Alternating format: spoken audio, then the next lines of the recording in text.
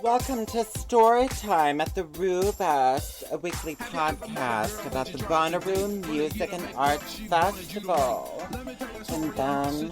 I'm Joe. I'm Daniel. I'm Brooklyn. I'm Eric. I'm Charlotte. I'm Alex. Hey, Alex is here too. He's our next door neighbor over here in our neighborhood. But we have Joe on over the phone. How have you been doing, Joe? I've been great. How are you guys? Oh, we're fantastic. So I know we only have you for a few minutes. Did you say you're headed out to a party in Louisville tonight? Yes. That's awesome. So for anyone that doesn't know, Joe is going to be the other member of the Rubus crew this year. I think we got you one of the bunks back here, Joe. Did you call left or right, or are you and Brooklyn going to have to talk that out? I think I called right, but Brooklyn and I can talk about it. Oh, she had to like pick what was left and right. No, you're good because I have decided both you and Double Joe are way taller than me, and it would make sense that both of you get the big couches and I sleep on the little sofa in the floor. Well, we got like a month and a half to figure that out. We're gonna go with based on size. Y'all are tall as hell. So I drive the bus. I am calling executive privilege, and I'm taking the bed in the back with Charlotte.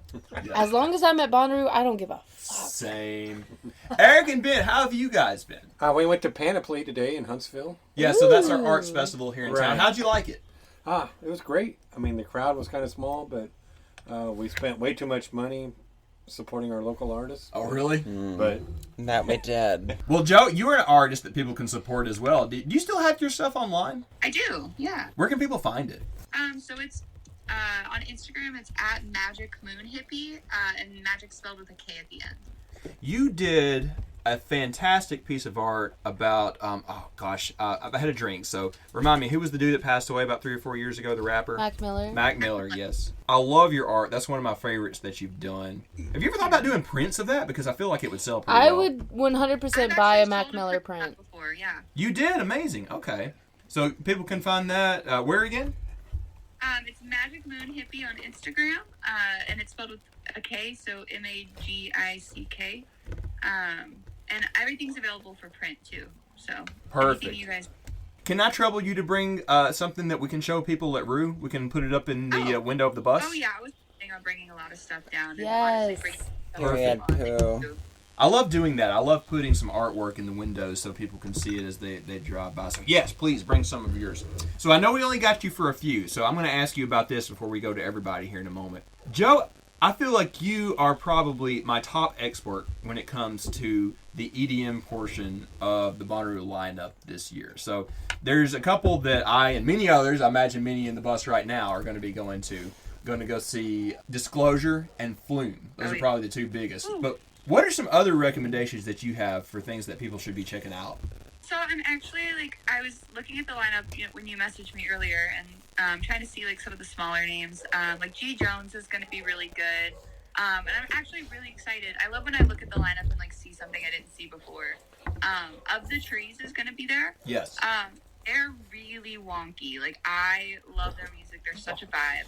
I've been really into more melodic EDM lately. So Flume and Closey, I'm super excited for them. Everyone knows I'm excited for Illenium. Oh yeah. That's my number one. As far as I have to be there, Flume of course.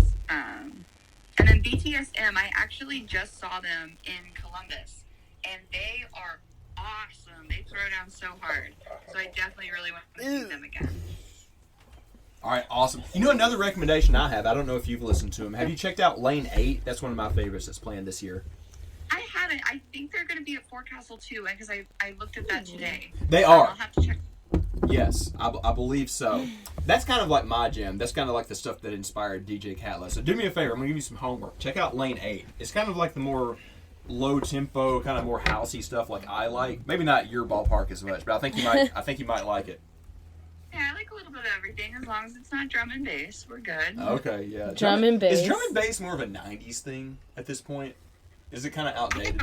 No, I went to something last night and they were playing drum and bass, and I just can't get behind it. Hey, what has been will be again. The house was not a thing for a while, but now it's big again. So I'm very confused, or not really confused, just unknowledged is the word, I guess. I thought drum and bass was the stuff that I like, but the stuff that I like is the stuff that you like. What is drum and bass? So I think it has more to do with like the beats per minute, like technically. Like I've kind of looked up the difference between EDM genres, and it gets really confusing. There's so many. The drum and bass is super fast. Okay, yeah. See, that's not my... Like, no. very, like, techno, super quick. See, I'm not... Like, I wish I was, but I'm not that into house. I can get down to house. When it's, like, slower house or, like, bass house especially, I love it. I love to dance to it. Like, more so, like, if I'm going out, I really like house music. But if I'm going to a show or, like, a festival, I usually like more of, like, the melodic dubstep rhythm. Yeah. Kind of thing. I'm with you on that. Yeah. Well, let's go around the room here. Everybody's sitting here up at the front of the bus right now. So Brooklyn, we heard from you. All right, Ben, what is your favorite kind of EDM to go listen to live? Oh, Lord. Like a EDM artist? How many drinks have you had? Well, I will say for the viewers at home, very many. Okay. Perhaps, depending on what your kitchen varies, ketchup, get on my level. So I think EDM, as well as I know it, or what it means to me, has got to be 100 gex. Oh my gosh, you're going to be one of those this year. I will, and I will say the only reason I am one of those 100 gex stands, because not everything that they make hits. It doesn't. Some of the things they have made me question why I listen. Period. You have to listen to a song like multiple times to actually understand. At all. But a lot of their other things, it's a lot of emotion. It's a lot of these, things that people won't care about. I think the main reason I listen to them is that Laura Les, trans queen, icon. That's why I listen to 100 gex. And I think that's the only reason. So our buddy Mitchell recommended Stupid Horse as the intro track for them. Okay, but we were watching Euphoria, and we noticed that 100 gex song popped up. Oh, yeah, I heard that. Do you know... You watched Euphoria, and you saw that, right? I feel like I did. But it's not... What I heard is it's not an actual 100 gex song. It's one of them. Oh, so what I would recommend for 100 gex is Money Machine. Oh, yeah, that was a wild one. Gotta listen to that. And then Hand Crushed by a Mallet over and over again. Oh. That's the one. That's the vibe. Okay. There are a lot of covers of that, by the way, that include Fall Out Boy and like a number of other people. That's so interesting. Vibe with that, yeah. Let's go to Alex next. What's some of your favorite EDM? Dubstep. What's your favorite artist? Oh, You like dubstep? You like Skrillex? I do. Yeah, it's pretty You cool. mentioned Skrillex earlier. Okay, Yeah. oh gee, Skrillex. okay. Saw him. Okay. Skrillex played Bonnaroo once. It was a good show. Marshmallow. He did as well. Eric, what's some of your favorites? What's your favorite that you've seen at Bonnaroo? I went to the Marshmallow show maybe in 2017. That was a great show, but I'm unqualified to speak about EDM.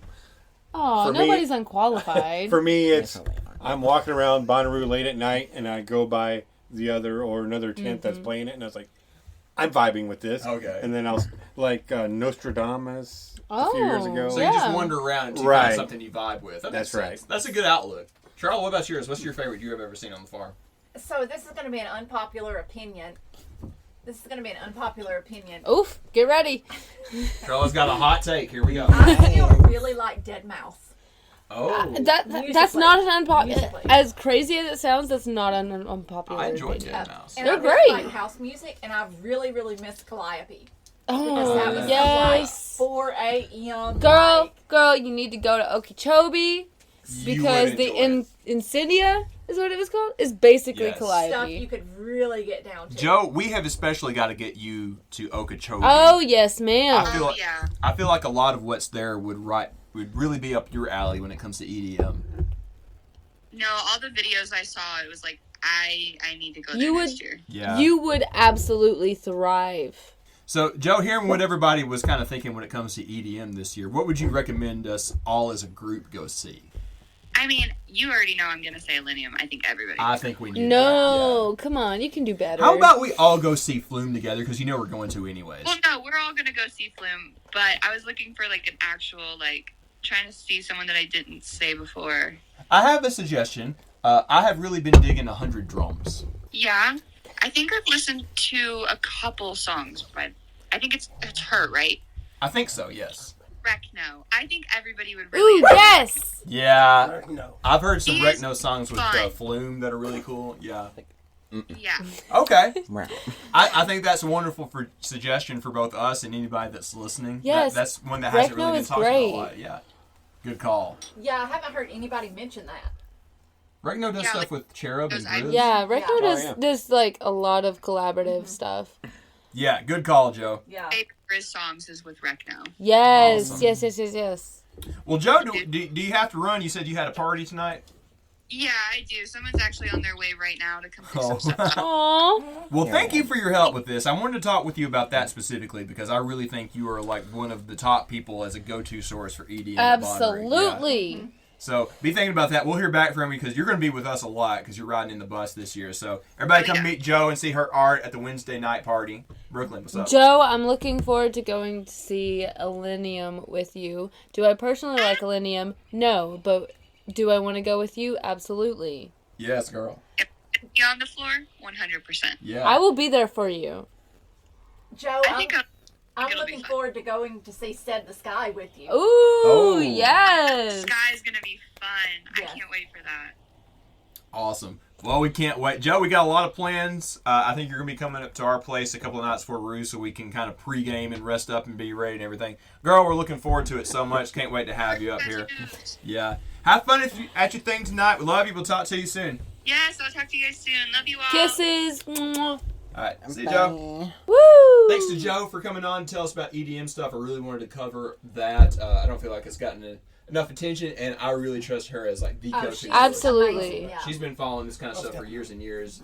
I didn't get to talk about it because she's got to run to a party tonight, but she went to some amazing shows up in Louisville. Louisville seems to have become a mecca for a lot of good shows. It really lately. has. It really has. She's seen like Louisville- Excision twice this year. Yeah.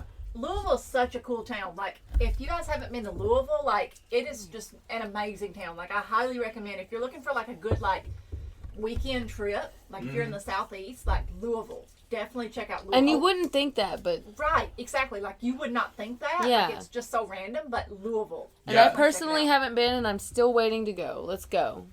Charles going twice in the Let's next month. let's take a trip. Ben and Eric, what have y'all been up to? We had you on about 2 months ago. We haven't talked to you on the podcast since. What's been going on for you? You been in any shows? You went to Panoply today, but what else have you been doing? We went to see the band Camino a couple weekends Yeah. ago. How was How was that? that? That was a great show. It got cut short because of lightning Oh, no. in Birmingham. So The rain did come down, and she decided that the show was not to continue. Oh, no. Damn. How did you like that venue? What was the name of the place again? Avondale. Oh, yeah. Oh, Avondale yes. Brewery. We saw Yeah. Glass Animals there. Oh, Right. great Yeah. venue, I can't- right? Yeah, it seemed kind of small to me for Glass Animals. Right? So It was it was. crowded or? Oh, it was very Yeah. crowded, but it was such a intimate Right. and great show. It was wonderful. Yeah, I love the venue It and was like the crowd was actually really good. yeah, it was like a mini. And I wasn't Bonnaroo-like expecting stage. I wasn't expecting a really great crowd, but they knew. Yeah. It was a pretty good show. Yeah, highly recommend Had it. you been to some other show in the past couple of months too? I seem to recall something else. We've been to Brooklyn Bowl in Nashville. We saw Chase Atlantic. Then we saw the Unlikely Candidates at maybe Basement East in Nashville. Ooh, How yes. was that Brooklyn Bowl Basement location in East. Nashville? I've heard a lot of good things about that. Yeah, it was a great venue. The show kind of catered to a lot of the teen crowd, Oh, I guess. really? Okay. I have some comments about Nashville shows here in just a few minutes. Well, I have to say, Chase Atlantic is one of the greatest bands I've ever saw live. I don't genuinely, I think, fuck with that type of music. What kind of music is it? I haven't really heard of that. Okay, so for anyone listening, what I genuinely fuck with is Pierce the Veil, like some sort of like screamo type, whatever. Do you like Bring Me the Horizon? I course. did. When they did the hollering. Yeah. They don't do that. The hollering. The hooping and no the more. hollering? The hooping and the hollering. Chase Atlantic is. Oh God, what is it? It's like a mixture of like I think a gentle rap and then Kind of an indie emo band. Ooh. yeah. Well, I haven't I haven't listened listened to and them. From what you're describing right now, it kind of sounds like a lighter version of Linkin Park. Could be. Perhaps, yeah. They do sing about, party favors, Oh. as we Ooh. all do Bud Light. like to do them. Good Bud Light. Thank Yeah. you for that, Mitchell. They also sing about, like, mental states, and they have great voices, and the shows are just Now, nice. when you say they talk about like mental conditions in their lyrics, I think I know what you're talking about because that's why I originally fell in love with Tame Impala. When you can identify with somebody's like struggles. with someone's whole life set, what they're going through, what pains them, what makes everything so awful. Yeah. Thank you. We are on Woo! very same planes of existence. Vibe, I understand completely why you fell in love with that band now. Chase Brooklyn. Atlantic is good for that. Chase Atlantic. I'm gonna look that up. Okay, what you got, Brooklyn? So, you mentioned that you guys went to a show at Basement East. Correct. I have not been to a show yet in Basement East and Nashville. Now there is a show that I'm very interested in that's kind of like almost right after Bonnaroo, and it's what are they called? Oh my god. Pause for editing. Yeah, the Australian surf rock band. That Sarah got You me say on. this, but it's Ocean Avenue. Ocean Alley. Ocean Alley. Ocean Alley. Yeah. Yes, Ocean Alley. They are playing at the Basement East shortly after Bonnaroo. I'm not sure the exact dates, but I'm very interested in going.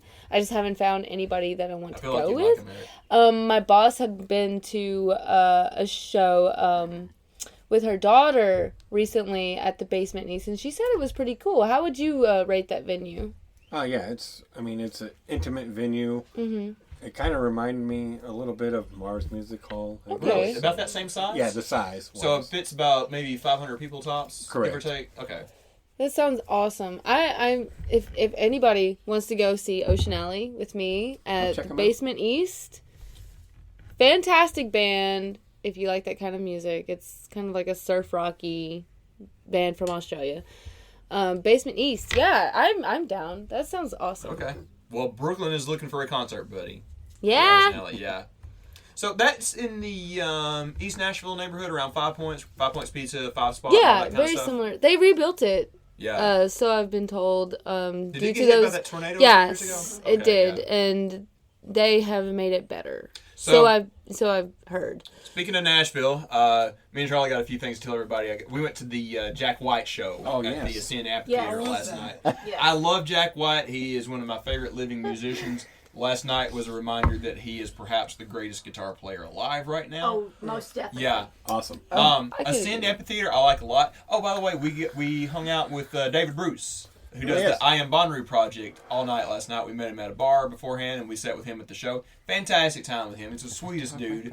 He is a good I dude. want to be David Bruce when I grow up because Same. any adventure that he wants, he does.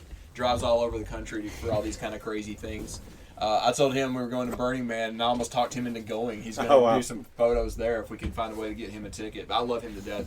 If you see him, get your picture taken by him at Ruse. He's the sweetest, nicest guy. Amazing photographer also, by the way. Right. Yeah, I would love to see his photos at Burning Man. But yeah, we went to the Ascend Amphitheater. I love that place. That's like the third or fourth time I've seen a show there. It's like a little miniature wet stage almost. Have you ever seen a show there before? I have not. Go if there's somebody you want to see. I can't recommend it enough. It's never crazy expensive.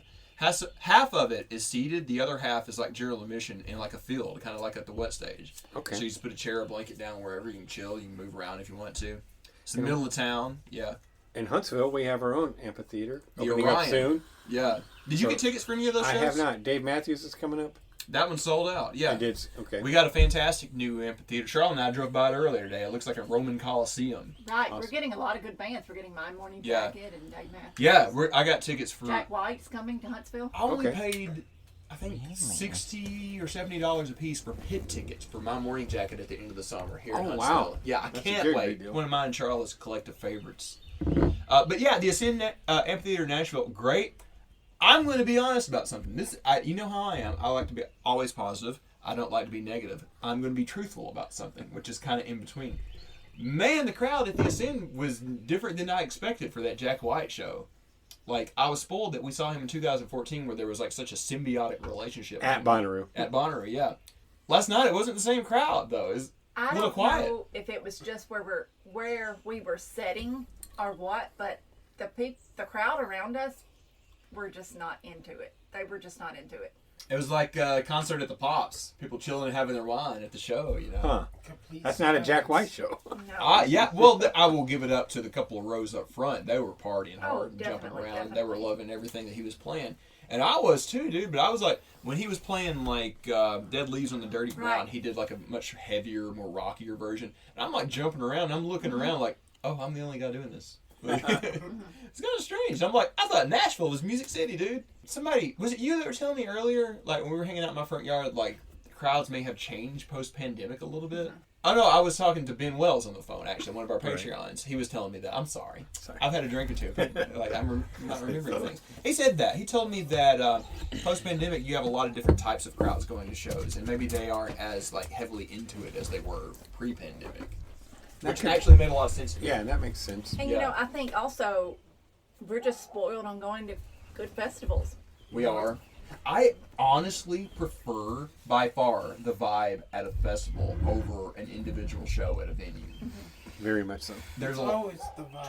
Transmedia, yeah. There, like, you have a band that has to fight a little harder because it's not full of your own fans. They've got to win people over, so they're going to have more energy because they feel like they have to win people over.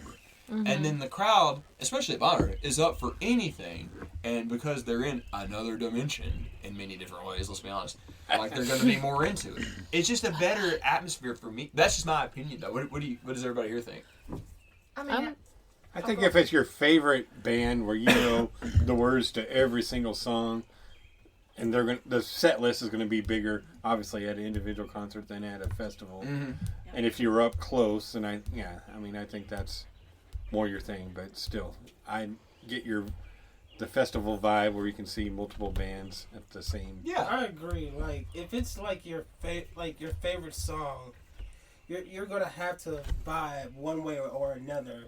Yeah. Or if it just sits right and settles for you, you're gonna have to vibe because it's just you. And you want to be able to, feel free around other people who vibe the same way. Yeah. You had been to Bonnaroo. You know what's up. What do you think, Charlotte? All right, Alex. I mean, I agree. I was going to say, I've been to several shows in Huntsville, and I always thought, oh, this is just a Huntsville thing. Huntsville's just not a music town.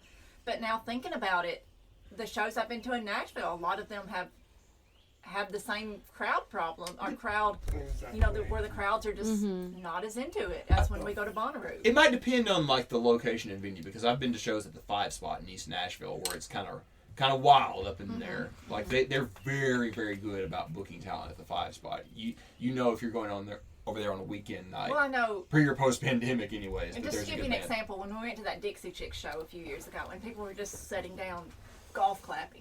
Oh yeah, it's kind of awkward. Yeah. Was that in Huntsville or? Nashville. I took Charlotte to Nashville to see the Chicks the about Chicks, 3 or 4 years excuse me. ago, and first of all, go see them at Bonnaroo. I was super impressed. They're so good. They're not really like a country artist. They're more like in line with like Springsteen or something these days. They're fantastic, but the crowd was just like, again, like weekend evening at the Pops. Right. And if I go to a show, that's one reason I love going to Bonnaroo because the vibe and like the energy that you have at a big show is just unmatchable. You just don't see that at a venue show, I don't think. I saw the Dixie Chicks in 2000. They were the Dixie Chicks. But yeah, Right. Sorry, Dixie Chicks in Birmingham, Jefferson Civic Center or whatever it's called. Yeah, that's the place. But maybe is it that we feel more free at Bonnaroo Yes. to be ourselves? Yes. And maybe is it we don't care? No, exactly. Because I'll wear a Spider-Man suit or dress in drag or whatever at Bonnaroo. I wouldn't ever do that at a venue show, Maybe we just That's don't the same. care. Yeah, exactly. Yeah, free to be ourselves. Exactly. So yes, that is our call. Also, I will continue when it comes to Nashville, since we were there yesterday. I will continue to say this to anyone: don't go to Broadway. Go to East Nashville or the Vanderbilt area. I cannot Specifically- agree Yeah, more. West End or Yeah. East End. Yeah, Not the middle. 5 Points is such a cool part of town. The 5 Points Pizza is great. The 5 Spot is great. There's like cool murals. Brooklyn loves that area. Yeah, the coolest bar that I've been to, obviously, is the 5 Spot. Yeah. Over there. So I've heard. We found a lot of like coming up bands from there. Like we found the Bloom Blooms or the Blam Blam, Blam the Blam Blams. Blams. Yeah, we found the Blam Blams there, and we've seen a lot of good coming up artists from Nashville-based artists like just perform there for shits and giggles. Post Malone played there. Yeah, Post Malone played there. He played his second debut album. I think so. At that show, at that place, like it's one of the best bars to go to in Nashville if you want to see some really good live music. I want to 'Cause back up. they'll have like live music like almost every night. I want to back up what she said too about the Blam Blams. If y'all had never listened to a music recommendation from us before, listen to this one. They are freaking amazing. It's They like are so cool. It's like glam rock, and I have been dying for them to play Bonnaroo. If anybody from AC or Live Nation or whatever is listening to this, and you want to take one thing away from us ever, book the Blam Blams to play Thursday Oh, at they're Bonnaroo. I wonderful. swear you will not regret it. They are amazing. Yes. Again, book the Blam Blams, please. You would have the best time of your life. Yeah. They played in Huntsville once. We had a great time with them. All right. So we have some other stuff to get to. We have 2 big things to get to in just a moment. So we're going to time travel. We're recording this on Sunday. Monday afternoon, I have an interview with Mr. Rick Farman. Eric, do you know who that is? I do not. He was one of the co-founders of Bonnaroo. Oh, okay. Like one of the handful of guys from like Superfly and AC Entertainment that started it back in the day in 2001, 2002. Sorry, I had a drink or two. But tomorrow, but in just a few seconds, through the magic of editing, I'm going to be speaking with him kind of about the history of Bonnaroo and a new event that Superfly is putting together as well. Okay. After that interview, we're going to jump forward in time again, and Charlotte and I and Brooklyn have narrowed it down to 4 entries for our giveaway ticket contest. And Eric, I've got to get you to listen to some of these here in a minute. Okay. I can't play favorites, but there's one in particular that I want you to listen They're to. heart-wrenching. Oh my gosh. Come on, boo Y'all, band. Charlotte, come in here for this. This was one of the hardest things that we've ever had to do. We listened to them in the car on the way to Nashville, and tears were rolling down my face. They Y'all, were so good. y'all went above and There's beyond. one of them that I love so much for personal reasons. I can't say yeah. it, but there was one of them that just my heart broke, and You- it broke and it fell out and it rolled out the window. You guys really came through. I just want to say, I was personally looking for heart-wrenching stories that's gonna make me cry, and y'all Delivered. really delivered. Yes, big way. I especially one of them. Like I cried so hard. If I was rich, I would just buy every single one of you a ticket. Yes, yes, you all deserve a ticket. Y'all all did So, amazing, and we when I appreciate heard all of the stories that you Story guys time at sent. the Rubus was giving away 2 tickets, and then the format you announced to give it away, I was like, oh, that is not going to be easy for these Well, podcasts. oh my gosh, I when mean, you hear these, They're Um, incredible. I just have to reiterate to everyone, we got about a dozen, Charlotte, give or take. There was about 18-ish. Yeah. Oh wow, my gosh. Anyways, we listened to every single one of them. Everybody did such a great job. It was so hard narrowing this down to 4. I have to thank everyone, even if yours wasn't one of the 4 finalists. Thank you so much for sending it. I want to do something with those and like kind of collect them so everybody can hear your stories. We'll figure out a good way to do that. So thank you so much again. Please come see us at the Rubus, hopefully on Wednesday before our party so we can show you around. But if not, another day for sure. Thank you so much for entering. It means a lot. Those stories were just amazing. That was kind of the reason we put this podcast together in the beginning, to collect all these stories. So I'm choking up a little bit thinking about it. Mm-hmm. Thank you so much. So we're going to go to our interview with Rick. We're going to listen to all of the 4 stories, the finalists, and then we're going to come back to us through the magic of time travel. Yes. So we will see you on the other side. But you say he just Hey everybody, I'm on the line with a new buddy. I'm with Mr. Rick Farman. Rick, so we have a lot of people that have only been coming to Bonnaroo probably like the past 5 years or so. Can you kind of introduce yourself, tell us a little bit about your relationship with Rue and what you're up to these days? Yeah, sure. I am one of the co-founders of Superfly, which is one of the two companies that originally created Bonnaroo. And we owned and operated Bonnaroo, for the first, 18 festivals, all the way up into the last one that had the fortune of happening in 2019. I am thrilled to be coming back this year as just a participant. It's kind of a dream of mine to be able to just go to Bonnaroo. So I'm particularly fired up about this year's festival. And we at Superfly today still are involved in a bunch of different festival projects. Outside Lands Festival in San Francisco's Golden Gate Park. We've got a new project called Superfest, which we might talk about later. And we do a bunch of other things at Superfly, including we're launching a location-based experience around Prince in Chicago this coming June. So if you're a Prince fan and you're in and around Chicago after June, you should come check out the Prince experience. And a bunch of other things at Superfly that all are around just creating experiences around passion, around the things that people are passionate about, things that people really find community and culture in. We're just a broad experience company that looks to create opportunities for people to come together. Yeah, some of that was news to me. That's really cool that you're doing that Prince thing especially. I want to get to more of what you're doing now in a few minutes, but, seeing as we're finally getting around to celebrating the 20th anniversary on the farm this year, I think it's a cool time to kind of look back at the beginning days. Can you tell us a little bit about, what was your involvement in the early days of Rue? You guys were based in New Orleans at the time, is that right?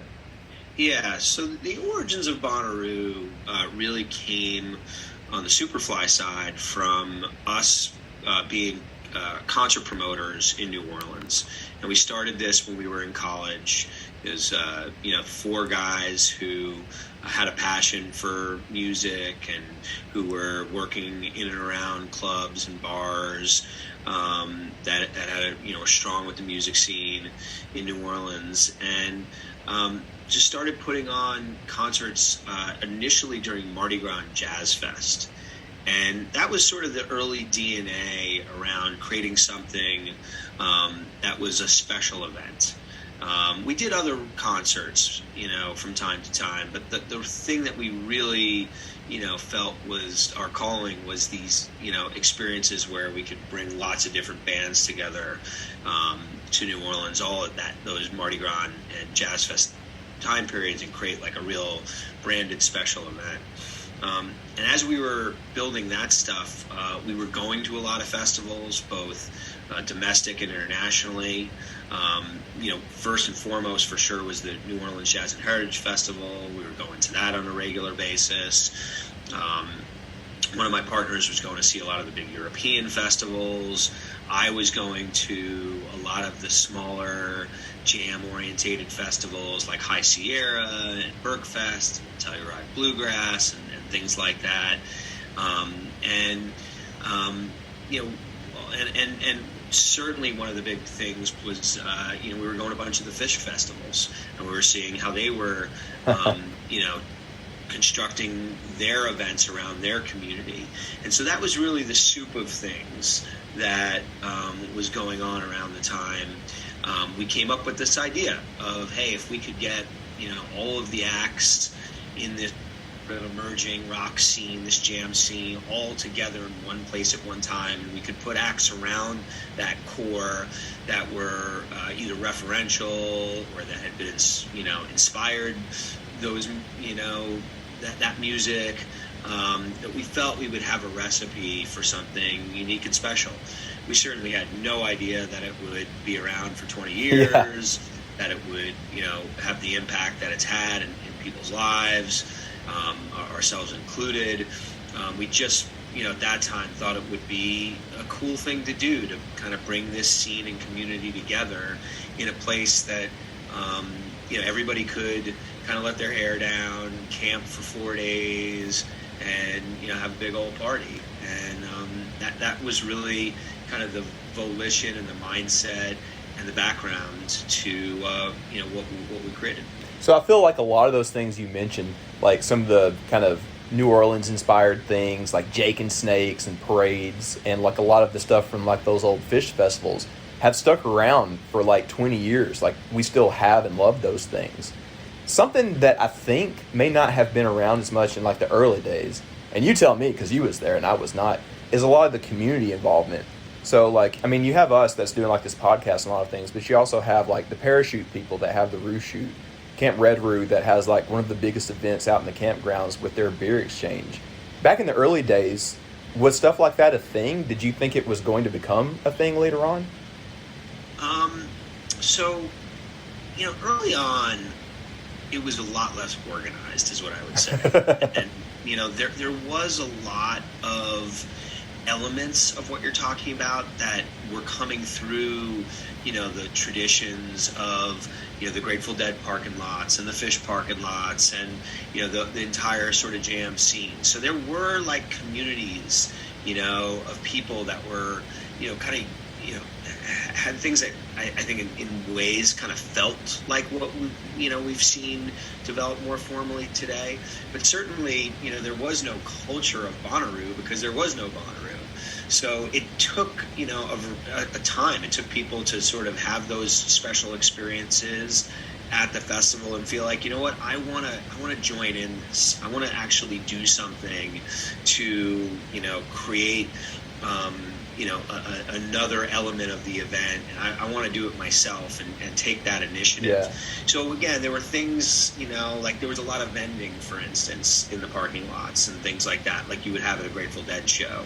So that had its own sort of culture and its own element of community, but not sort of Bonnaroo community. It was more of those communities sort of coming together to create the soup that created what the Bonnaroo community is now. Now, one of the things that was a big turning point for sure, and the way that we sort of helped facilitate that, and what evolved to some of the stuff you've seen today, was when a bunch of us went to Burning Man. Oh my God! If you haven't been to Burning Man and you're a Bonnaroo fan, you should go check it out. You and I have a lot to talk about because I'm going to my first one this coming Labor Day. It's been a wonderful. bucket list thing for me. And I was talking to a lot of people this past week where I like the direction that Bonnaroo has taken in the past 5 or so years because it's almost as if it's an East Coast Burning Man. Yeah, no doubt. The first time, I went to Burning Man, I went with 2 of my other co-founders and Russ Bennett, who many people know in the Bonnaroo community as kind of being our, initial visual design director and somebody who, was very impactful on the development of the Bonnaroo community. And so the 4 of us went out there and frankly had our minds blown. And we had already had a relationship with a bunch of the people that run Burning Man. They had come out to Bonnaroo to check out what we were doing, and there was a really nice exchange of information and support. But I really had no idea about how impactful going to Burning Man would be on Bonnaroo. Well, the cool thing there is like the headliners are the community itself. There's no big names that they don't have like Stevie Nicks going there. They don't advertise that. The big headliners are like the people that are doing these giant group camps and like have things that they build there for the rest of the community. And that's why I keep comparing it to Bonnaroo. I know they're still very different entities, but it almost has become that in the campgrounds in recent years, where you have Red Roo doing this big beer exchange or throwing a party. It's something that the attendees themselves organize. So yeah, I think there's a big relationship there. Yeah, I mean, there were 2 really fundamental things that we changed about Bonnaroo, or evolved about Bonnaroo, when we, went to Burning Man and coming off of that. Number 1 is that we created the Bonnaroovian Code. Right? We had not had that before. And So- it was in direct. It was a direct inspiration from the 10 principles. Yeah, I've been reading up on that. Yes. Yep. And so just this aspect of, helping facilitate and, create a guideline for people of like, how should you show up in an event like this? This is much different, of course, is that, people who've been to Bonnaroo know that, you don't just typically come for a day or two and go home at night and that kind of stuff that happens at many, many festivals. The aspect of camping and creating this environment together, really requires everybody that's participating to have a set of basic guidelines of how to behave with each other. And yes, it's some of the typical stuff like, radiate positivity and be nice, but it's also, some of the stuff about, hey, how to teach other people to become part of the community. Exactly. And, how to look out for one another and how to do this in a way that is going to, continue to grow it into the future, because the more people bring that creative energy to the table, the cooler the event is. And that's exactly what I think you're referring to. I'm glad right? you mentioned that. You guys with the Rubus, one of the foundational pieces of that. And so that's one key component, right? The second thing was setting up group camping. So prior to us going to Burning Man, we did not have group camping. So something like Reddit Roo couldn't really exist. Yeah. Because there wasn't a way actually physically on the farm to reserve space for 100 or 150 or 200 people to all camp together in one spot.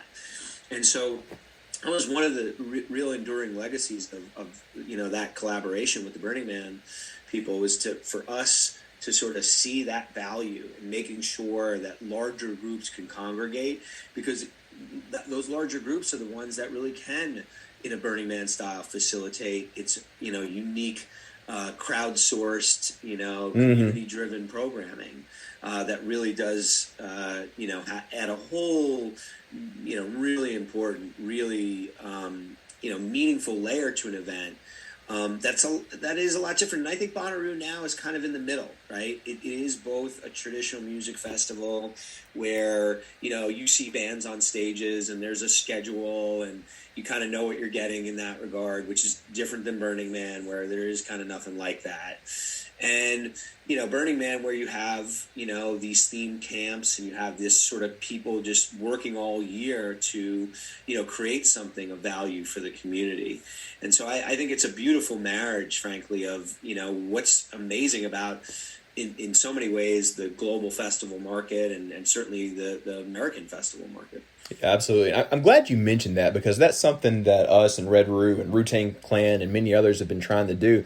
Like, I feel like there's an additional part of the code that necessarily hasn't been published yet. It's like, I don't know how you would phrase it, but it's trying to like pass it on to the next generation. So like this year, we're going to have like a small, short little workshop where we're going to introduce everything to the rookies, let them know the code, stuff like the Biz Markie song, High Five Friday, just to like pass it on to the next. Because like, let's be honest, one of these days, like I'm going to pass the bus on to somebody else, and I want them to keep the tradition going. I want it to outlive me. So you're right. That is something that group like helped tremendously with. Oh, hang on.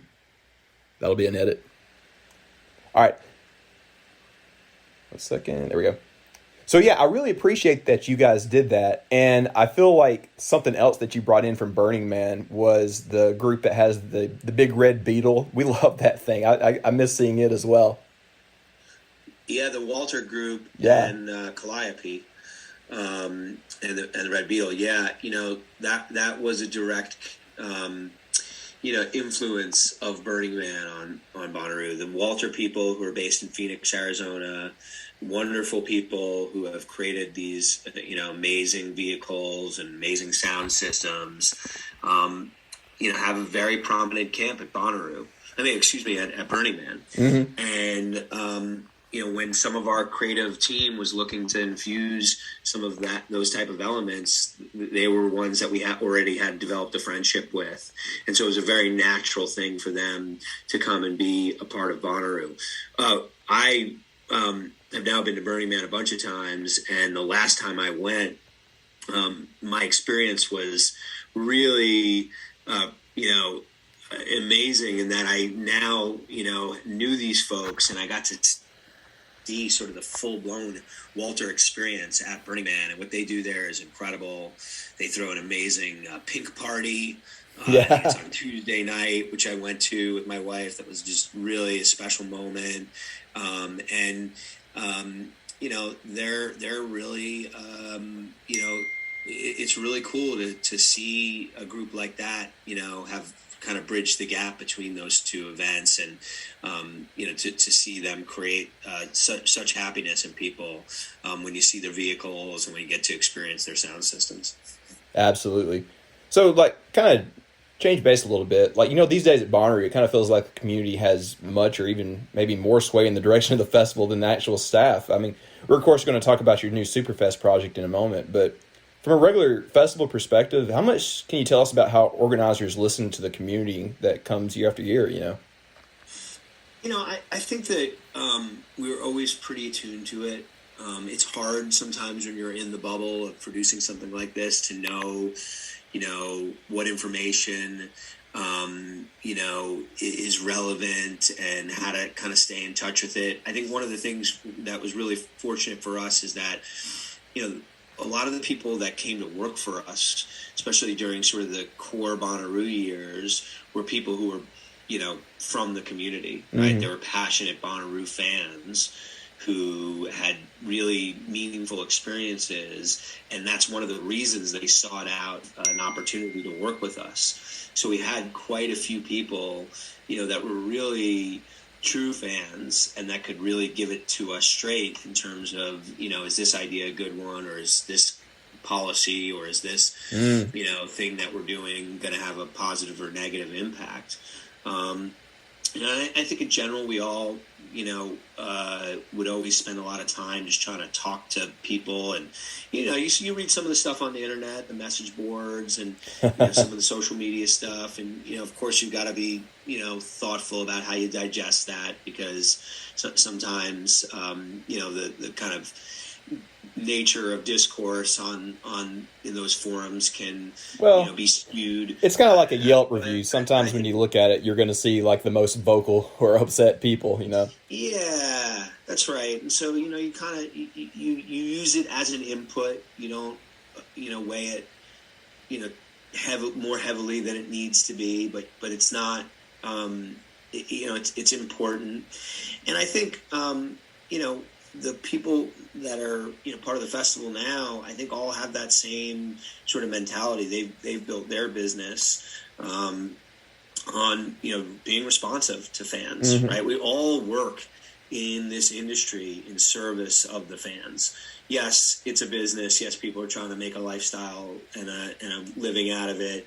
But at the end of the day, if you don't serve the fans and make sure that you're listening to the things that are going to continue to make them feel it's worth their time, money, and energy, to put into something like this, then you're not going to be successful. And so, I think that we all realize that we're creating entertainment, something that you've got to come to and feel good about and leave feeling had value for you. And it's a lot different than many other industries where these are how people spend their vacations. This is that time that's so precious to them. That's me and my wife for sure. They invest a lot in, and so I think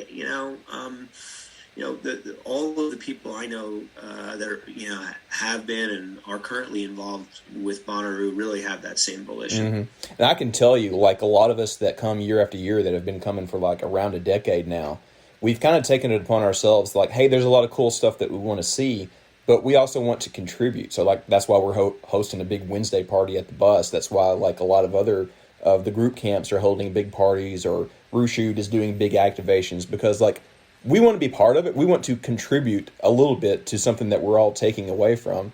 And that kind of leads me into talking about the big project that you're working on now with Superfest, because I think that you're taking kind of that idea to put that together. So can you tell us like the basic pitch of what Superfest is and what you hope to do with it?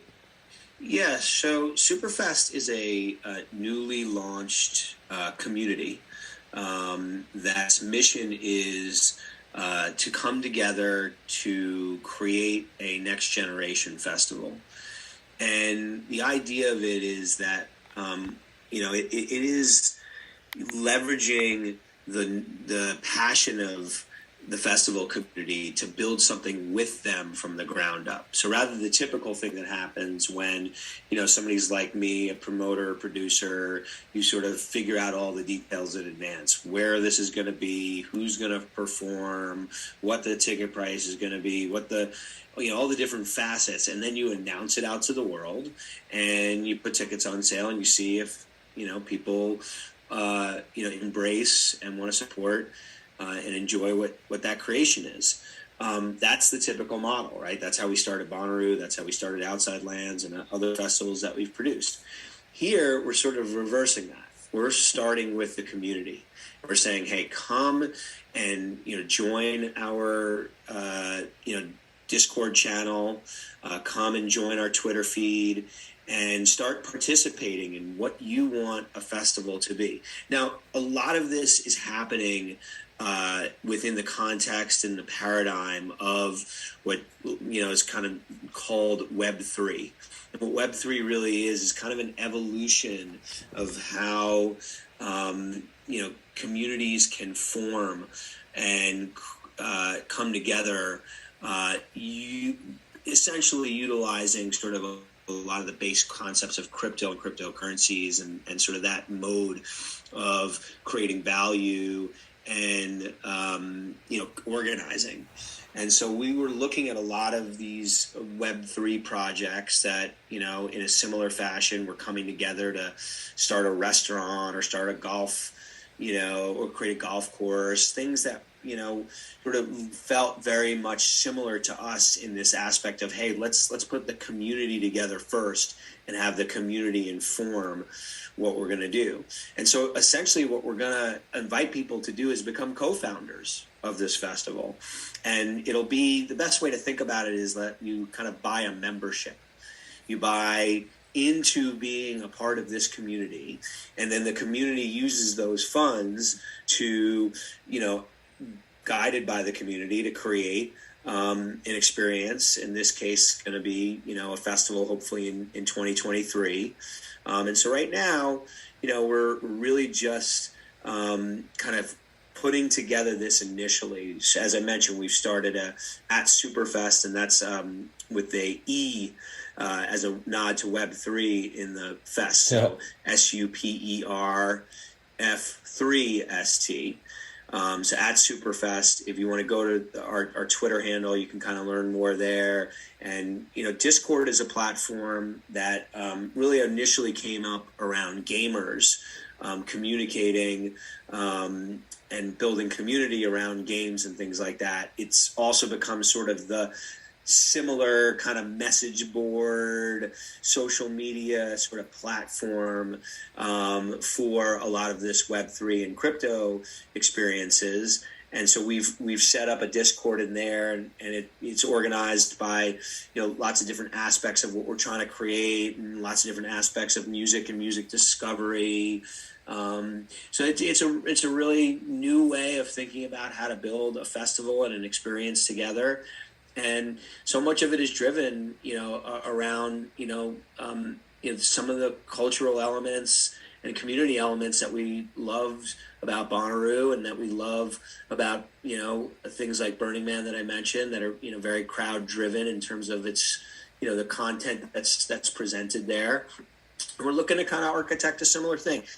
We hope that this is something that becomes complementary also to a lot of other festivals out there, including Bonnaroo, that people, feel like, I can go and have that big, large scale, experience at something like Bonnaroo, and I can also sort of feel like a part of a community for something that I'm helping to participate in and help, create from the ground up. So I understand that you're going to be on the What podcast talking with Brad and Barry, and they are far more knowledgeable than me when it comes to music business stuff. But I got a question or two for you about it from a fan perspective. So I'm sure that you've seen in years past on places like InfoRoo and on Twitter, general conversation before a lineup drop, people start having wild expectations. They think that a festival might be capable of having McCartney and the Stones and Radiohead all at one festival. You mentioned that people will like buy in and kind of invest, but when you're putting this together for 23, how do you communicate to people that, like, hey, we got to be realistic? How do you manage their expectations? Yeah. Well, what's the answer is, we're gonna figure it out, right? This is a new way of doing things. We are kind of building the plane as we are flying it here. So I think the core thing about this is that the community is going to get to make a lot of decisions on what we do and where we do it and how we do it. Now, of course, as us being the professional event producers, we are sort of a facilitator and kind of a safety net to make sure that it's being done in a appropriate way, a way that comports with how the industry works, in a way that it's safe and we know can be done successfully. And so a lot of what we're going to have to do is really educate people on how it works. Right? We're going to have to peel back that curtain a little bit of how it works. And we hope actually through that people will set the expectations themselves, because they'll understand, okay, here's what's available for us to spend on talent versus visual design versus, here are the things that you have to spend on: security and venue and, insurance and all this sort of little mundane stuff that we are going to have to explain. Well, this is pretty cool. Like, have to do this right. And here's a bunch of decisions that the community gets to make. Do we want to spend more on this or more on that? Or do we want to include this element or that element? Do we want less stages or more stages? Do we want, camping or not camping? Like, all of these things are really ultimately going to be driven by what the community wants. So that's pretty cool, because that's really, what we're hoping is that people, once we kind of bring them into the process, right, as a member of this community, that the output of this community will be something that comports with what everybody felt made the most sense to do, and therefore in line with their expectations. That's pretty cool, because if you've got a lot of young people that are perhaps going to school and in college for music business type stuff, it's a great way for them to learn on the job, so to speak. Yeah, absolutely. Look, we hope that people, who want to learn more about how events and experiences like this come together, join up. And we also, are going to make this easy for people too. It's not like we're asking people to do, hours on hours and hours of work. Of course, if you want to, and you feel like you have an opportunity through this to create something special, like, we want to facilitate that and support that and encourage it. But we're also going to set it up in a way that if you're just a casual member of this community, you're able to still sort of see how things are being created and get the information and, have your say-so, your vote in what it is that we create. I love it. So where can people learn more about this? How can they get involved? Yeah, so at Superfest, the Twitter handle is really the best place to start. That's at SUPERF, the number 3 ST. And from there, really encourage, again, people to join the Discord channel. You can get a link to the Discord channel right from the Superfest Twitter handle bio. Awesome. Sounds good. Well, Rick, I really appreciate it. Since you're going to be coming to Bonnaroo and won't be working it, I hope you can make it out for our Wednesday party. Come sign the bus for us. And I tell you what, if Superfest ends up being within a couple of hours drive of Huntsville, Alabama, I'll see if we can take the Rue bus up to it in 23. All right, man. Well, that sounds really great.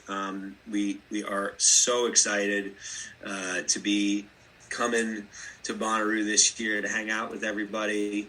As I mentioned, first time not having to work and just can be an attendee alongside everybody listening here. So, who are you most looking forward to? Having a great time. Who are you most looking forward to see just as an attendee this time?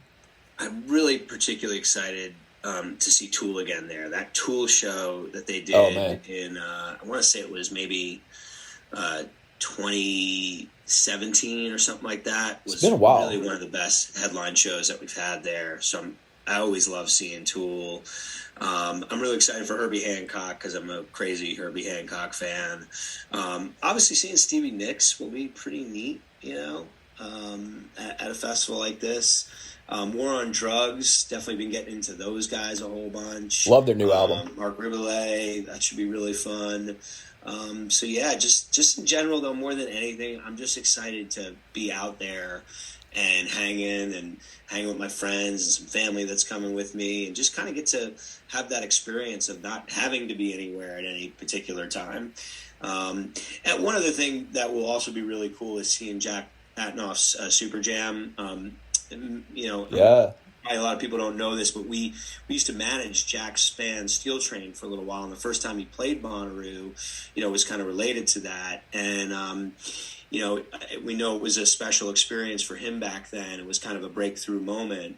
So to see him, leading a Super Jam at the festival, and to sort of see him espouse upon all this amazing success that he's had, that's going to be special, just to see Jack, doing something like this at the festival. It's kind of a come full circle thing in a lot of ways, and that's going to be really fun.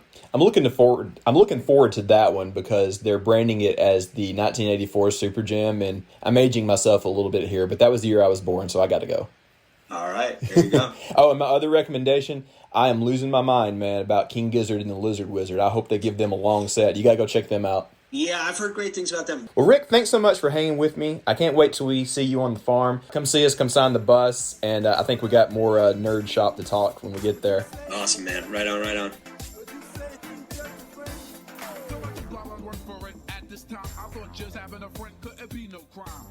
Hey everybody, it's Daniel and Charlotte again.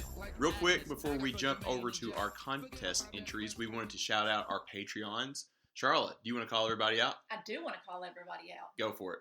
All right, we've got Nick Wiglia, Maddie McCracken, Sean McCain, Mick Ferg, Bruce Butler, Andrew Julian, William Hoper, John Howard, Captain Dan, Lucy Young, Benjamin Wells, Ross McNamara, Kent Summers, Michael Roberts, Randy C., Joshua Wenzel, Madison Hatziko, Scott Hurst, Greg, Eric and Ben Abel, Kristen Straub, Natalie Gaucher, Beyond the Hypnotic, that's Jace, Evan Brown, Jay Sanders, Chloe Hannon, and Sean McCarthy.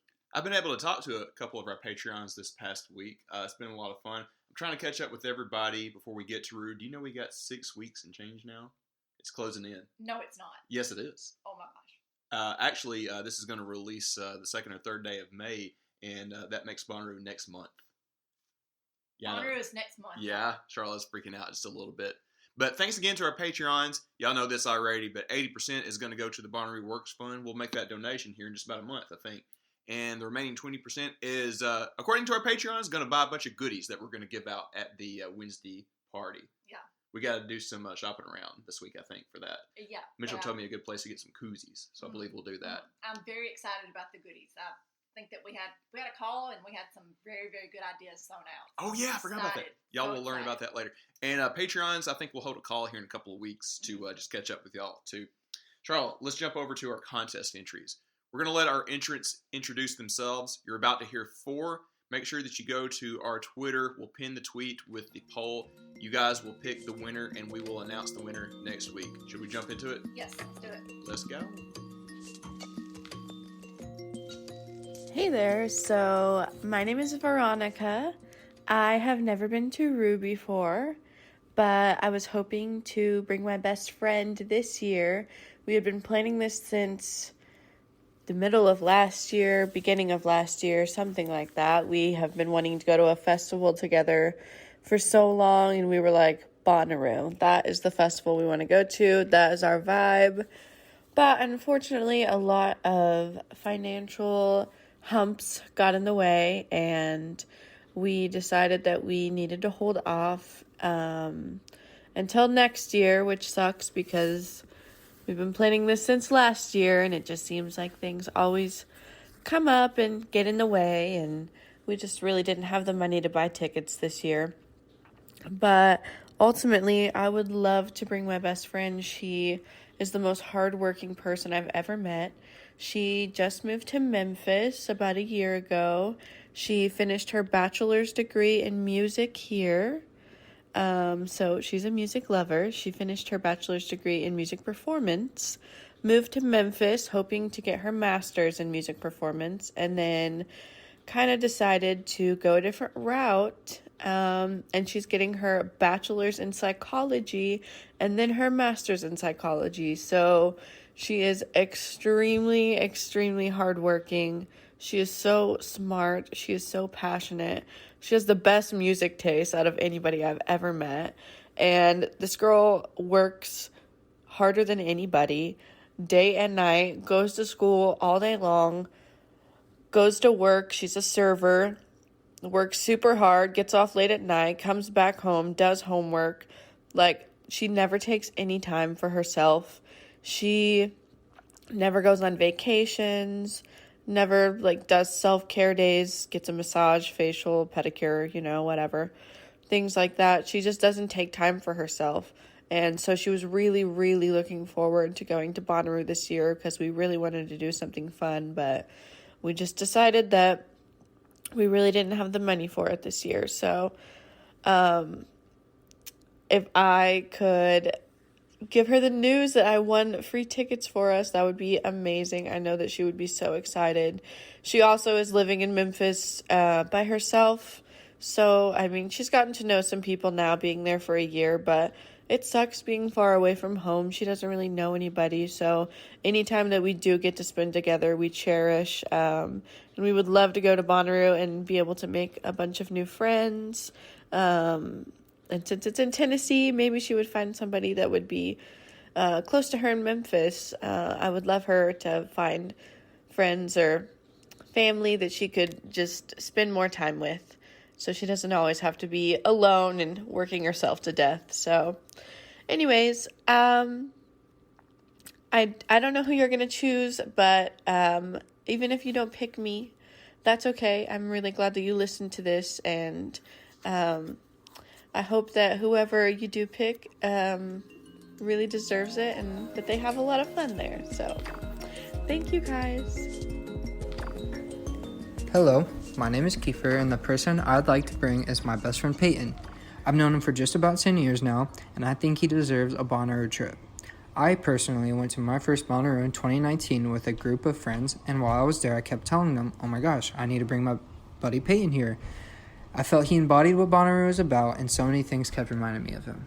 I came back from that Roo with crazy stories and got him hooked. We had tickets to the 2020 and 2021 Roo, but we all know what happened there, don't need to beat a dead horse.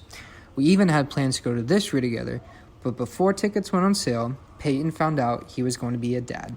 He's so excited and has stepped up to the plate tremendously by putting extra hours in at work and being by his girl's side 24/7.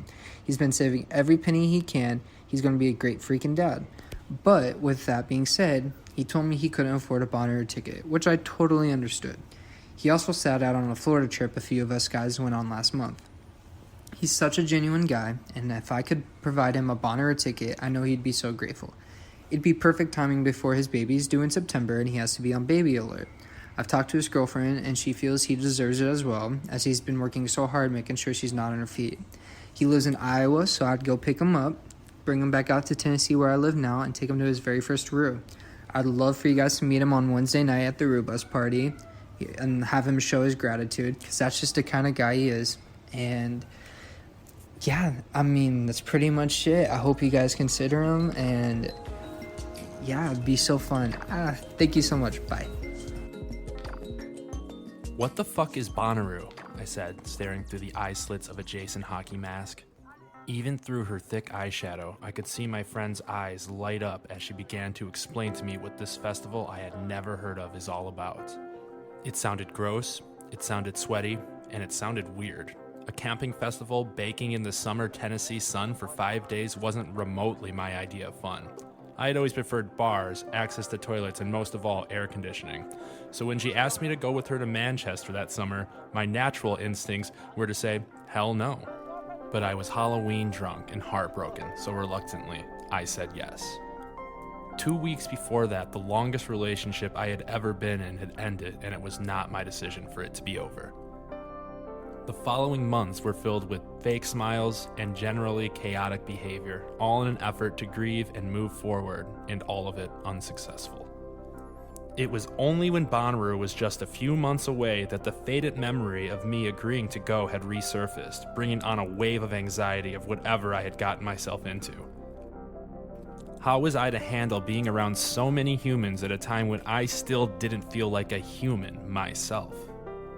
Then, it happened.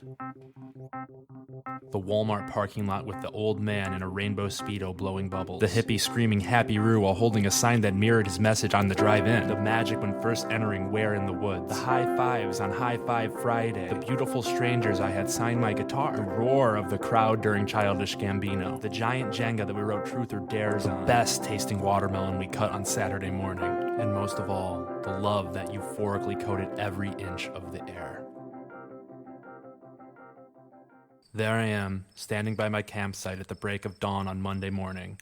My friends have gone to bed, but I can't sleep because I am basking in the beauty of everything that this weekend was. A roaming silent disco comes strolling by my camp with a rickshaw carrying the DJ's equipment. Everyone is dancing and radiating positivity when I approach the DJ and ask to talk into the mic. I offer them my last case of beer, and the crowd cheers and rips into the case, devouring it in mere seconds. It was then I learned that I no longer have to fake a smile, and blissfully wondered if I would ever stop. This last December, my best friend Sean just got out of his longest relationship. He and his boyfriend had split up after 9 years together, and it has not been an easy path for him. It kills me to see this cheery boy that I had known for so long have to fake a smile like I used to 3 years ago. I want him to experience the magic of Bonnaroo like I did in 2019. I want him to find love in himself like I did in 2019. I want him to know that it's okay to heal like I did in 2019. I want him to radiate positivity like I do ever since 2019. I want him at Bonnaroo with me now. Also, we've been filming wedding highlight videos for 10 years now, so if Blair and Adrian want us to put something together for them, we absolutely would love to be a part of that, and we'll hook you guys up. Happy Roo.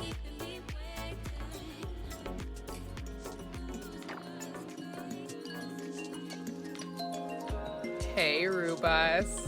My name is Meg, and I'm from a little suburb 5 minutes outside of Cleveland, Ohio, and I'm really excited to tell you about my fiance, Stevie. I think there are a lot of ways to describe Bonnaroo. It's a home, a safe haven, a light, a church, a retreat, peace, and for a single weekend in June, it's our world and our reality.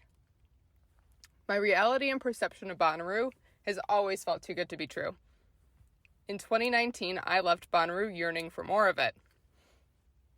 And with each day that passes, I see every bit of Bonnaroo in my fiancé, Stevie. It's pretty easy to spot Stevie in a crowd. He's usually wearing the most colorful button-up shirt in a room, and if he's having a really good time, a few buttons may be undone. He'll have on corduroys that are even brighter than his button-up shirt. He'll have on his token Ray-Ban square-frame glasses, a handful of rings that he's collected over the course of our 6-year relationship, and me, Meg, glued to his side. All of these things make Stevie pretty identifiable, but what makes Stevie so unmistakably special is his energy. It's calming yet electric, encouraging yet safe, and although he's always been home to me, he's my greatest, most thrilling adventure. If you had met me before I started dating Stevie, which would have been about 6 years ago, you would have met a very different version of myself. I was straight edge, I had a very strict set of rules for myself, and I had built walls up around myself and my heart that stood 10 feet tall. I had no sense of identity at 19 years old, and I was walking around the world aimlessly and lost. I was craving purpose, and I was craving love. It's taken a while, but Stevie has knocked down every wall, every barrier, and every self-imposed obstacle that I've created for myself. Prior to falling in love with Stevie, I was a coloring book with some very blank, very white pages. Fast forward to now, every page in my hypothetical coloring book has colors so vibrant, and every color is always outside the lines. My favorite part of Stevie is what I so desperately needed in my life. It's his childlike sense of wonder. He is a person that pushes me to go a little farther, laugh a little harder, and sing a little louder. I used to dance like no one was watching, but now I dance in hopes that Stevie comes and joins me. I think there are two very special types of people that attend Bonnaroo every year. People in search of healing and healers. Stevie is a particularly special person at Bonnaroo because although he's still in need of healing himself, he always holds the capacity to heal others with his presence. He's the type of person to bring you to the present moment, pour you one of his favorite sour beers or one of his signature far too strong cocktails, and walk you through whatever you're facing. Stevie is not the type of person to generalize you by the sum of your experiences. He only looks at your soul. To Stevie, whether or not you litter says more about you than how big your paycheck is. He would rather hold your hand during a protest while fighting for equality than go out to a club. But he will still go clubbing with you. And he believes that music and love can bring us together far more than current events can drive us apart. In 2021, Stevie had healed me in ways I could not begin to describe.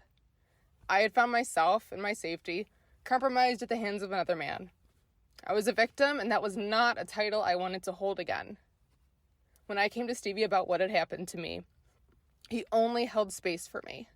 He had only acted out of support, out of love, and out of sincerity. It's not easy to support someone after a traumatic experience, but Stevie made sure to only act out of love. Stevie had reframed and rebuilt my entire outlook on the situation, and because of his solidarity, patience, and support, I view myself as a survivor and no longer a victim. Bonnaroo and all music festivals need men like Stevie.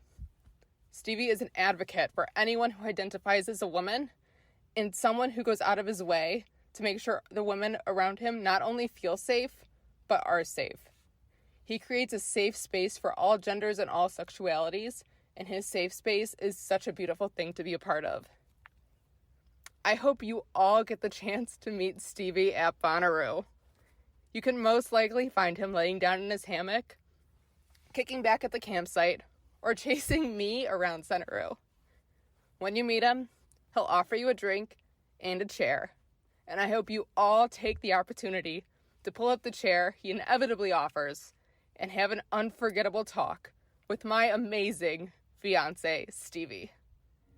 Happy Roo, guys. See you guys on the farm.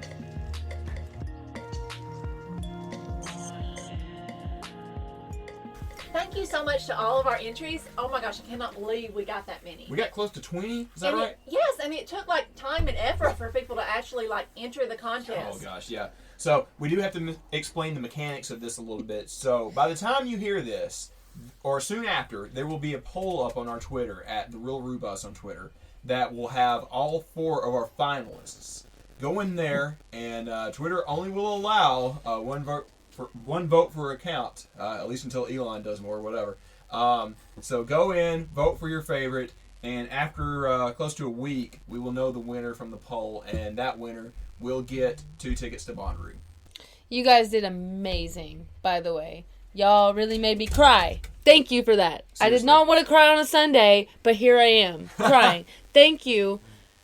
I love you all, and I hope I get to meet almost all of you. We can't say anything about anyone in specific because we don't want to sway votes, but, ooh, man, after the winner is chosen, we will have a lot to say after that point. Yes. Oh, my gosh. There's so much. There's a couple of them in particular that just, oh, my gosh. Yeah, my heart. We can't sway anyone's vote, so we'll have more to say after the winner is chosen, and we will have the winner on the podcast as well. Oh, absolutely. Yeah. Now, before we go on to start to wrap the episode up, Ben, I think you wanted to follow up on what we were talking about earlier at the beginning of the episode about some of these Nashville venues.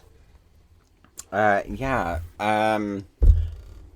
Nashville venues, queer, non-binary, whoever you are listening to this, be safe, be careful.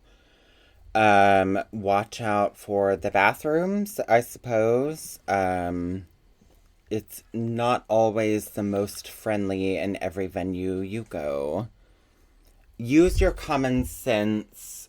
Know where it is for you to be safe and where it's not. Carry a group of friends. And, again, just be safe. Be safe. Okay. Now, you guys are going to have like more to say about this. I understand the two of you are going to be guest hosting a whole show for us before too long. Yes. Probably Yes. about 3 or 4 weeks, something like that, I think. We got That's some correct. next week. Yeah. Yeah. But yeah, do you have a tease of what else you might want to talk about on that episode? Games might be involved. Games? Bonnaroo games. Okay. Wait, games at the plazas or games that you have invented? Games for the podcast. Ooh, Okay. here we go. I like this tease. You're a very good tease. I like this very much. Okay. Also, Yes. queer safety is very important these days. I do want to talk about that. Yeah. Queer safety, yes. That is my tease.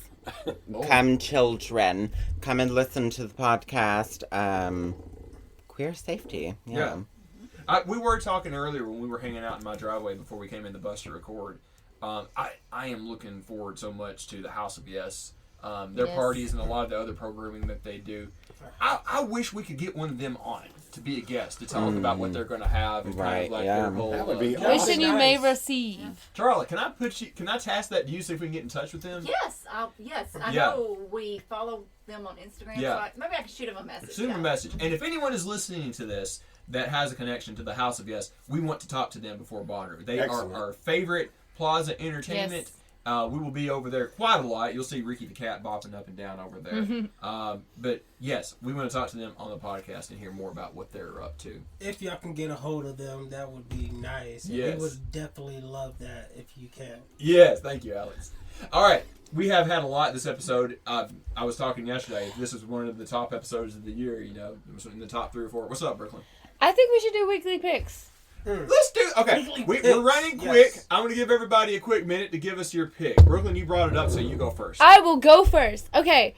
I have only one, and it is Our Flag Means Death That's on mine too. HBO Max. It is fan-fucking-tastic.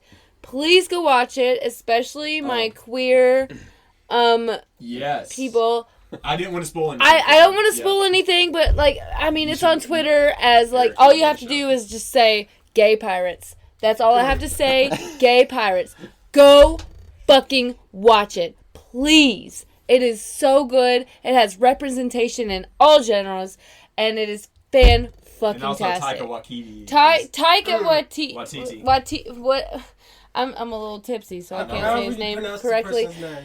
Taika Waititi. Yes. Woo! Let me just say, please go watch that fucking show. It is wonderful, fantastic. It is, honestly, it has surpassed What We Do in the Shadows, and God knows I love that show. I love that show, but it is so wonderful, and let's all hope that HBO Max renews it for a second season. Because they haven't yet, but it is fantastic. Please go watch it. All right, Ben. Anybody else? Period. I'm going to say Avatar: The Last Airbender. Woo! Yes, go! Hey! You saw the sequels coming Classic. Yeah. The sequel's I been saw out. many Last things, Airbender yeah. 2. Oh wait, no, you're. Oh my god, I just made the So- same mistake from the guy in Moon Knight. Not Avatar: The Blue People, Avatar: The Anime.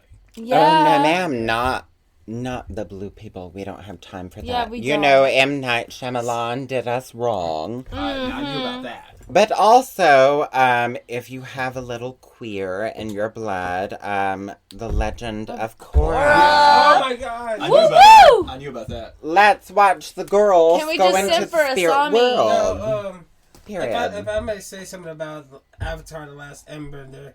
Now, I did see the movie, The Last Airbender, the live version one.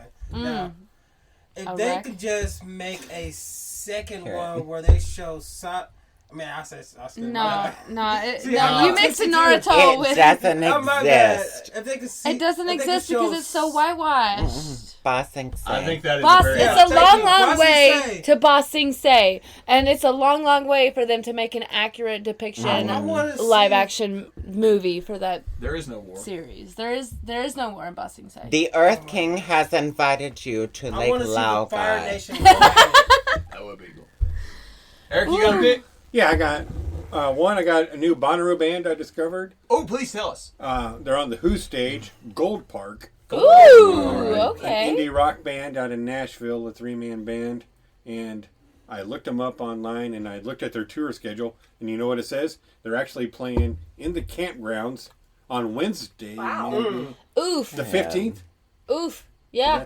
Is the 15th You know, Wednesday? somebody on InfoRoo found a cool thing. They found a press release that shows the day that each band is playing at Campground Plaza.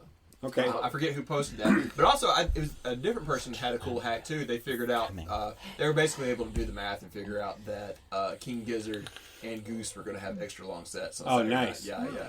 But what was the name of the band you recommended? So Gold Park. Gold Park. They on their tour they have 2 Bonnaroo dates, the 15th and the 17th.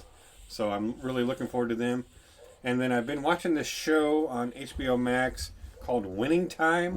Ooh. It's Okay. What's it about? It's about the 1980s Lakers dynasty. Oh, that. With Magic Johnson and Kareem Abdul-Jabbar. Oh, I know how you are wow. with LA Okay. Champs. Yeah, I'm a huge Magic Johnson fan, and it's very interesting. And Steer away, Yeah. queer people. no, it's a great show. And I'll check that out. You have a pick real quick, Alex? Yeah, if I could add to that, Magic Johnson. I was in church one day. Yeah. And Magic Johnson and his wife came into my church. What? oh wow, Like I just, That's awesome. I went to church. Like it was like way back. Like I'm just coming to church, just to socialize with my friends and get the word of the Lord. And then out of nowhere, people were like, "Yeah, Magic Johnson and his wife is here." I'm like, "Hold on, what?" Magic Johnson and his wife? I had a similar situation when I was a kid. When I was a little kid, you'll get a kick out of this, Eric. I was with my dad in a similar situation, and he was like, "Oh, come here, I want to introduce you to Fred McGriff." oh wow, the crime dog. You're the first baseman for the Braves. Rising Wow, from the that's funny. stone. Charlie, do you have a pick real quick? Yes, I do. There's a Bonnaroo guy, and I've been kind of listening to him, but I've only been listening to his main songs. Zach Bryan. He's a country artist, but Yes. I only listened to his main 2 songs. And finally, I was like, let me just see what else he's got. And I thought, oh, it's just gonna be like some rando country, whatever. No, it's not. Every single one of his songs is very, very, very slow. Not sappy, but like slow in a good way, like tugs at your heartstrings, like will like do something for your life, like life-changing kind of songs. His last album was called Deanne, and it was named after his mom who passed away. So my mom, her middle name was Diane, and she went by Diane, and she went professionally by Beverly, but she went by Diane, kind of in her family. And one of his songs is Sweet Deanne, so it just really kind of touched me a little bit. And every single one of his songs is just very slow and very just life-changing songs. So definitely check him out. I'm going to. It's not country like you think of, like my truck. No, My it's truck. not like that. No, it's like very life-changing, very good, chill music. Wow. You didn't tell me that, babe. That's incredible. Yeah. Holy crap. My pick is just backing her up with Our Flag Means Death. I've been enjoying that. Please watch. Yeah. Cornbread the dog is here. I don't think he has a pick, though. Cornbread, speak. Cornbread. Speak. Speak. Woof. Woof. Woof. Woof. Speak. Woof. Speak. And holler. Yeah, good Cornbread. boy. Cornbread. Speak. Who is that? Woof. Who is it? Oh, Yeah, okay. get He's 'em. mad. Well, guys, thank you for the picks. This has been a beefy size episode to begin with. Thank you so much to everybody for listening. Again, this is probably one of my top 3 or 4 things of the year since we had everybody's stories and had Rick on for the interview and everything. do y'all know that it is now less than 7 weeks away? Woo! God damn. Are the two of you feeling like you're close with all of your prep? No, not at all. Oh, Me man. neither. Now I feel like my undercarriage is completely exposed. I don't have shoes that are ready, and my titties will be bare. Oh, okay. I'm here for it. Ready for it. I need everybody to meet y'all at our Wednesday party and everything. Yeah. They will. You need to like celebrity shot on the DJ board or something. They So- will see I my would tit definitely be test. here for the Wednesday party. Was that right?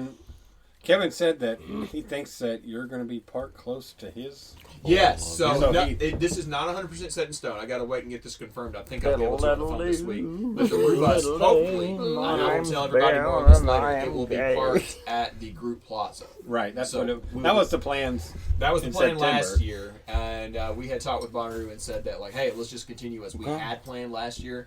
I got a call with him this week. I So- should be able to confirm that for everyone here in the next couple weeks. Kevin said he would do his best to get our. If I get there early, the parking spot closest to the bus. So. We'll hook you up, yeah. I don't want to speak for him, but I think Lord Taco might have the bus out on Wednesday for everybody to come check it out and take pictures too. Okay.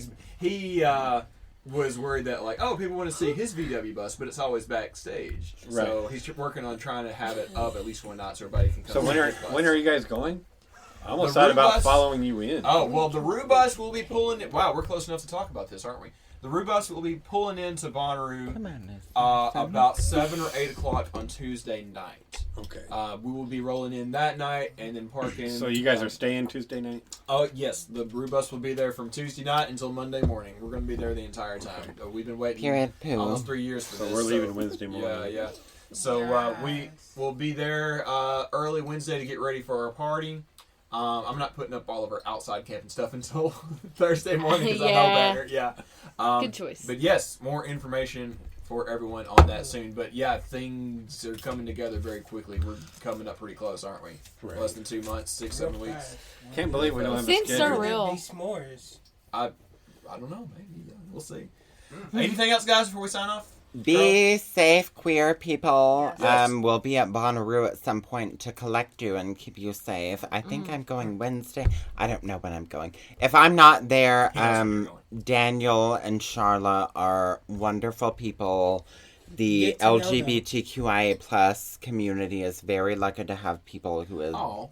fighting for Yes. us in such a great way. We Go love you. to them. They'll keep you safe. We love you Oh, yeah. so much. Period. Yeah. Quick shout out again to Rick Farman for calling in.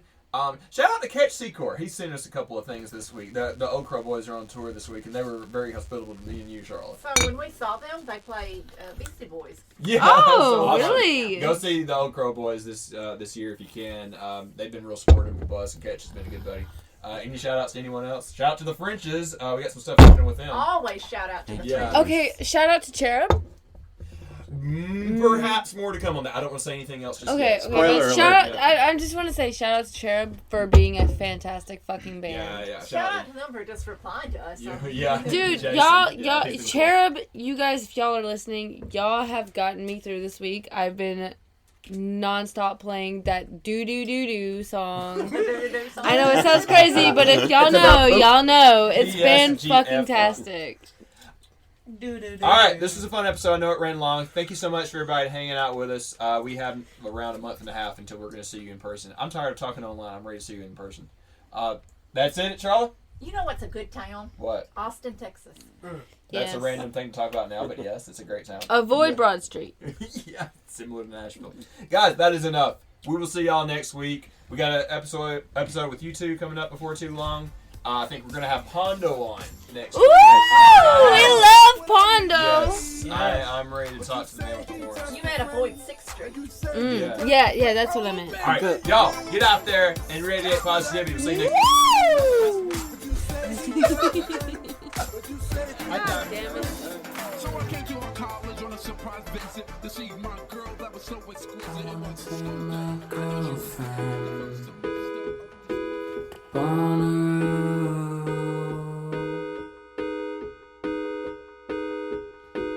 Yes, it's true.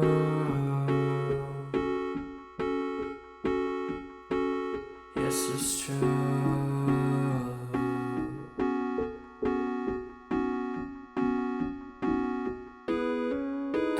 Fiance, my girlfriend, Bonnaroo.